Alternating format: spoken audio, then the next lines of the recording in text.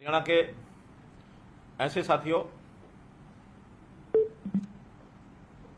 हरियाणा के मेरे ऐसे साथियों जो हमारे साथ सरकारी योजनाओं और सेवाओं को जनता तक पहुंचाते हैं, ऐसे सब लोगों का मैं अभिनंदन करता हूं।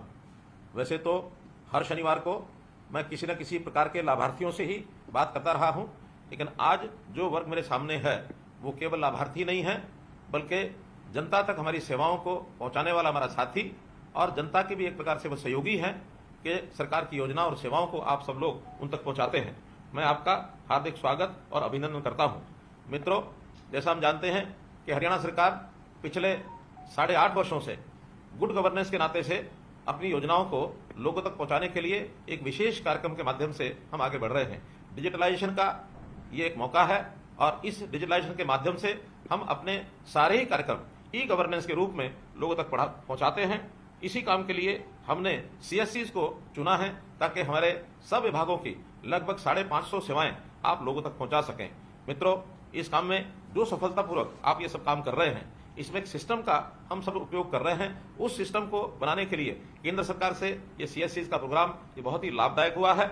आप लोग अपने भी धनोपार्जन के लिए, अपने भी एक प्रकार से रोजगार के लिए इस काम को जब अपनाया था तो शुरू में ऐसा लगता था कि ये सेवाओं के माध्यम से आप उतना पैसा शायद अर्न नहीं कर सकेंगे। हमने कुछ सरकारी सेवाएं भी आपको उस समय दी थी, लेकिन धीरे धीरे इन सेवाओं का जैसे जनता उपयोग करने लगी तो उसके जो चार्जेस थे उसका सीधा सीधा लाभ आपको भी होने लगा। और जो मेरी जानकारी है, लगभग 50,000 से लेकर के 1 लाख रुपए तक भी मासिक कमाने वाले और हमारे CSC सेंटर्स हैं।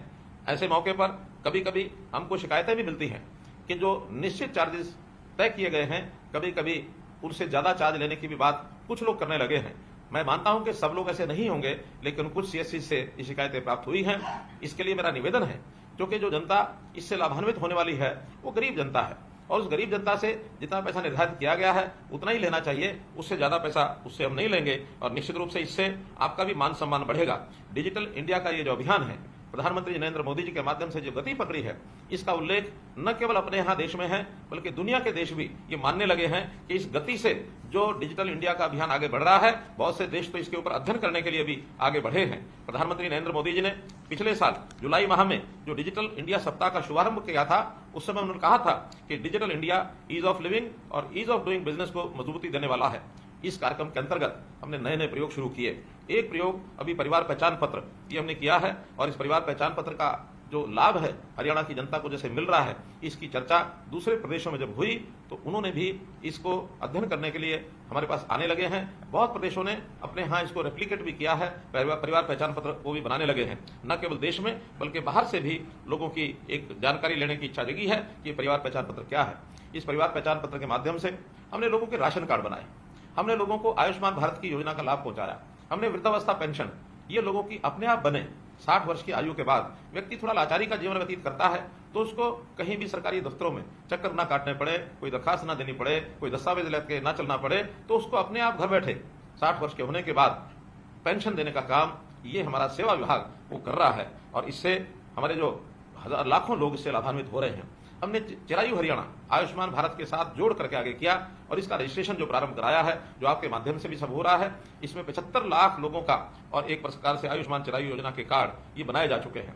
इसके साथ निरोगी हरियाणा योजना ये भी हमने शुरू की ताकि हर गरीब परिवार के सदस्य का उसकी जो जांच है वो जांच भी अस्पतालों के माध्यम से, हमारे डिस्पेंसरी CSCs उनके माध्यम से जांच होनी शुरू हो ताकि उसके टेस्ट, एक उसका जो स्वास्थ्य कार्ड है उसके आधार पर वो बनना शुरू हो और उसका रिकॉर्ड हर व्यक्ति के इलाज के समय उसका स्वास्थ्य कार्ड का जो रिकॉर्ड है, डाटा है, वो काम आएगा ताकि उसको प्रारंभ में ही इस जांच के माध्यम से जो लाभ होता है उसका भी एक उल्लेखनीय योगदान आपका है।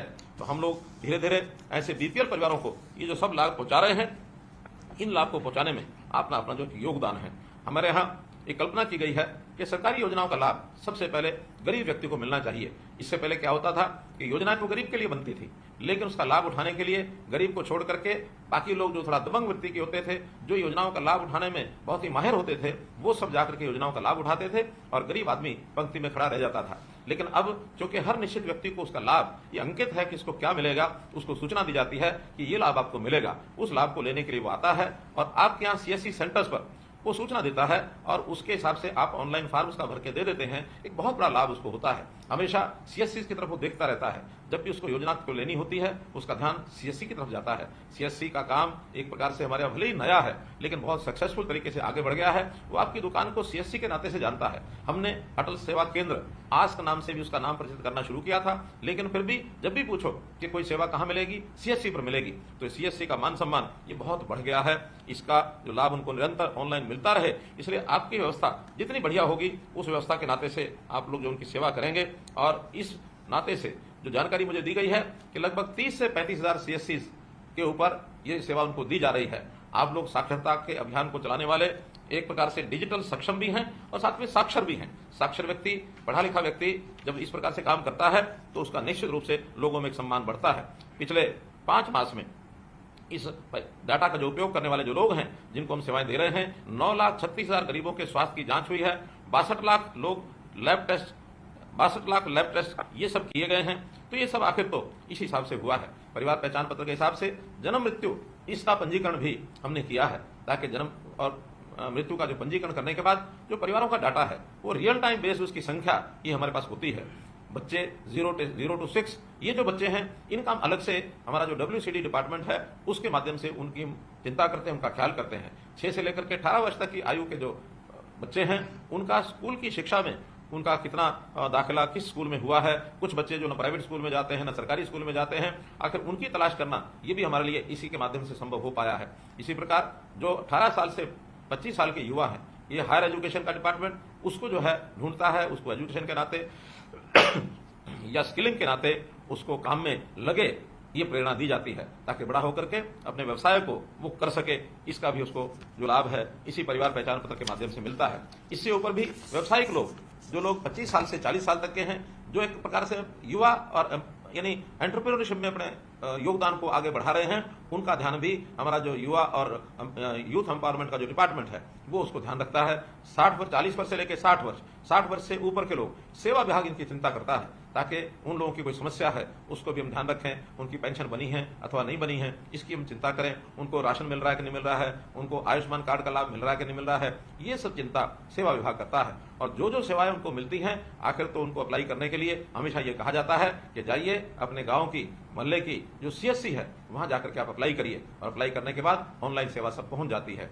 अभी पिछले 2 महीने से मैं जनता की सेवा के लिए जन संवाद के कार्यक्रम कर रहा हूं, और जन संवाद के कार्यक्रमों में मुझे ढेरों कागज मिलते हैं, ढेरों शिकायतें जो आती हैं उनको सबको एक प्लेटफॉर्म पर ला करके जन संवाद पोर्टल में हम डाल देते हैं, और उस जन संवाद पोर्टल से वो सारी जो जानकारियां हैं विभागों को पहुंचती हैं। विभाग उसको निश्चित समय में हल करता है, और हल करते समय हर एक एप्लीकेशन की ट्रैकिंग ये जब होती है तो उस व्यक्ति को जो कंप्लेनेंट होता है उसको भेजी जाती है, ताकि उसको पता रहे कि मेरी जो दी गई कंप्लेंट है उसका स्टेटस क्या है। ये सब डिजिटलाइज्ड सर्विस होने के नाते से यहाँ तक जो है हम सब कर पाए हैं। तो मैं तो यही कहूंगा कि चाहे व्यक्ति को राशन कार्ड चाहिए, चाहे उसको चिरायु अथवा आयुष्मान कार्ड चाहिए, बिजली या पानी का बिल भरना हो, आयकर भरना हो, वाहन बीमा भरना हो, जीवन सुरक्षा बीमा हो, गैस बुकिंग हो, ये आदि सब सुविधाएं एक ही छत के नीचे मिलती हैं। और इनमें से बहुत सी सुविधाएं सीएससी सेंटर्स के माध्यम से भी उनको उपलब्ध कराई गई हैं। अभी तक ये जितने भी प्रोग्राम चले हैं और सीएससी के माध्यम से आपके द्वारा जो हुए हैं, अभी तक 1,72,40,000 ट्रांजैक्शन ये सीएससी के माध्यम से हो गई है। तो इतनी बड़ी संख्या में आप जो सब काम करते हैं, हमारी गवर्नेंस को स्मार्ट गवर्नेंस बनाने के लिए आप उपयोगी हैं। स्मार्ट गवर्नेंस यानी वो सिंपल है, वो मॉरल है, वो अकाउंटेबल है, रिस्पॉन्सिबल है एंड ट्रांसपेरेंट है।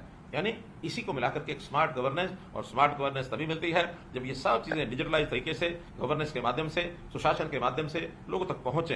तो इस सेवा का जो आप लाभ दे रहे हैं लोगों को, एक क्लिक से लोगों को जो डिलीवरी मिल रही है, इसी कारण से हमारी सरकार के बारे में कहा गया है कि सर्विस डिलीवरी की सरकार है। तो सर्विस डिलीवरी की सरकार आपके बिना संभव नहीं थी।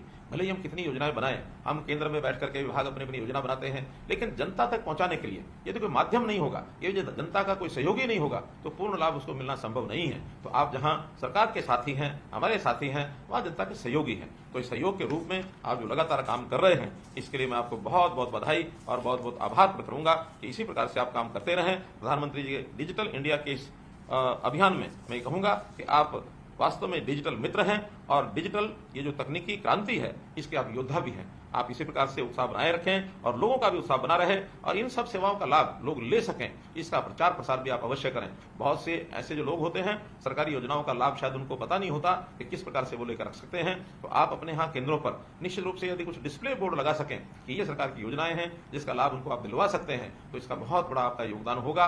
इसी शब्दों के साथ मैं आपका बहुत बहुत आभार प्रकट करूंगा कि इस अच्छी सेवा के लिए आपने अपने आप को झोंका हुआ है, अपने आप को लगाया हुआ है। बिना किसी संकोच के आप आगे बढ़ें, यही मेरी ओर से आपका बहुत बहुत धन्यवाद, बहुत बहुत आभार।